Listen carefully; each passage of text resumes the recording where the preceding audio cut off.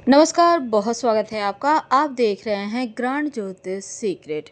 मकर राशि वालों, शनिदेव की 7.5 उतरते हुए चरण में चल रही है और शनिदेव वक्री अवस्था में कुंभ राशि में विराजमान है। लेकिन 3 अक्टूबर से वो राहु के नक्षत्र शतभिषा नक्षत्र में पधारेंगे और यहाँ पर 27 दिसंबर तक रहेंगे। तो अब मकर राशि के ऊपर इस महापरिवर्तन का, क्योंकि शनिदेव तो राहु के नक्षत्र में है पर राहु भी शनिदेव के नक्षत्र में है, तो क्या प्रभाव पड़ेगा, कैसे बचें, क्या उपाय करें, चलिए जानते हैं विस्तार से। वीडियो के अंत तक बने रहें। और ये प्रिडिक्शन चंद्र राशि पर आधारित है। देखिए, शनिदेव शतभिषा नक्षत्र में जैसे ही राहु के नक्षत्र में आएंगे तो राहु के तरह ही फल देंगे। तो 3 अक्टूबर से जब शनिदेव जो धीरे धीरे फल देने वाले हैं अब राहु की तरफ फल देंगे, इसका मतलब ये हुआ कि राहु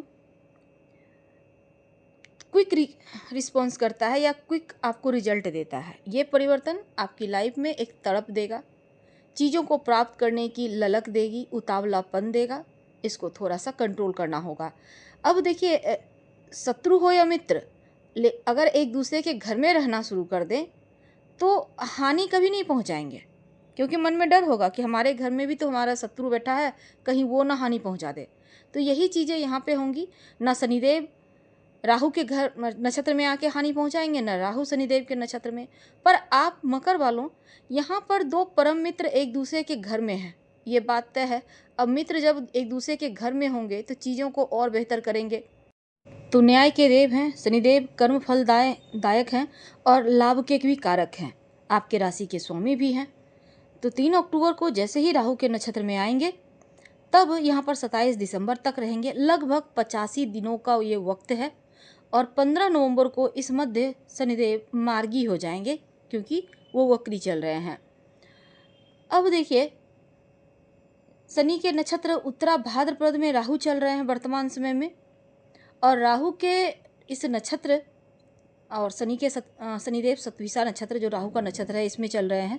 तो दोनों एक दूसरे के नक्षत्र में हैं, दोनों एक दूसरे के घर में रह रहे हैं और दोनों ही मित्र हैं। तब यहाँ पर चीज़ें एकदम से आपके पक्ष में दिख रही हैं। तो आपके लिए 27 दिसंबर तक का जो वक्त है शुभ फलदायी रहेगा। उतरती भी 7.5 है, पर 2-4 बातों का ध्यान रखें, उतावलेपन से बचें, बहुत तेज में आकर कोई डिसीजन ना लें। ऊपर से राहु शनि यहाँ पर एक दूसरे के घर में विराजमान है, तो यहाँ आपको चीज़ों की तरफ यानी तड़प एक पैदा करेगा। जैसे आप विद्यार्थी हैं, पढ़ाई कर रहे हैं तो और ज़्यादा मन करेगा, चलो और अच्छा से पढ़ लेते, तैयारी कर लेते ताकि एग्ज़ाम अच्छा जाए। उसी तरह अगर आप व्यवसायी भाई हैं तो यहाँ भी तड़प पैदा करेगा, थोड़ा और मेहनत कर लेते हैं ताकि आप और कमा सकें। अगर आप गलत रास्ते पे हैं तो भी यहाँ तड़प पैदा होगी, थोड़ा और आपको कीचड़ में दलदल में ढकेल देगा। तो ये आप पर डिपेंड करता है कि ये तड़प को आप किधर ले जाते हैं, सकारात्मक या नकारात्मक। और दूसरा, धन भाव को, पराक्रम भाव को बहुत अधिक बेहतर करेगा। और शनिदेव की जो दृष्टि है चौथे भाव पर, अष्टम भाव पर, तो ऐसे में कष्टों से मुक्ति मिलेगी, दुखों से राहत मिलेगी और जो स्वास्थ्य की मुश्किलें थी वो भी बहुत हद तक यहाँ का आपका समाप्त होता दिखेगा। तो राहु शनि का ये परिवर्तन आपके लिए बस ये समझ लें कि रक्षा करते दिखेंगे, और जो भी समस्याएं हैं उन भावों को लेकर वो समस्या भी दूर करने में शनि राहु साथ निभाएंगे। हालांकि शनि राहु जब एक साथ होते हैं तो 50 योग बनता है और ये योग सबसे बुरा योग में से एक है। लेकिन यहाँ पर स्थिति ठीक उलट है, लेकिन 50 योग का भी प्रभाव रहेगा। ऐसे में क्या करेंगे, आप इस योग को भंग करने के लिए नीम का पत्ता डालकर नहाइए और तुलसी का पत्ता खाली पेट सेवन करना शुरू कर दीजिए, तो योग भंग होगा। अब देखिए, आपके लिए, मकर वालों के लिए, कुंभ राशि में आपके यानी धन भाव में बैठे हैं शनिदेव, तो इन भावों से संबंधित जो समस्या थी, धन की जो मुश्किल थी, 7.5 का तीसरा चरण, अंतिम चरण चल रहा है, वो समाप्त करेंगे। और थोड़ा सा बस अपनी गुप्त बातों को किसी से ना कहें, किसी को ना बताएं, चीज़ों को गुप्त रखें। जो चीज़ें जितनी छुपी हुई रहेगी वो चीज़ें उतना ही आपको सफलता देगी। तो ये गोचर शुभ है और शुभ ग्रहों से दृष्ट जब जब होंगे तब तक मुश्किलें और कम होंगी साढ़े सात ही आपके ऊपर चल रही है। अगर कुंडली में शनिदेव जरा भी गड़बड़ है तब मुश्किल बढ़ सकती है, लेकिन गोचर में बहुत हद तक चीज़ें कंट्रोल में रहेगी। पर उपाय जरूर कीजिएगा और शनि मंत्र का खूब जप कीजिए, क्योंकि वो आपके राशि के स्वामी है। ओम शं शनैश्चराय नमः शाम के समय करना है।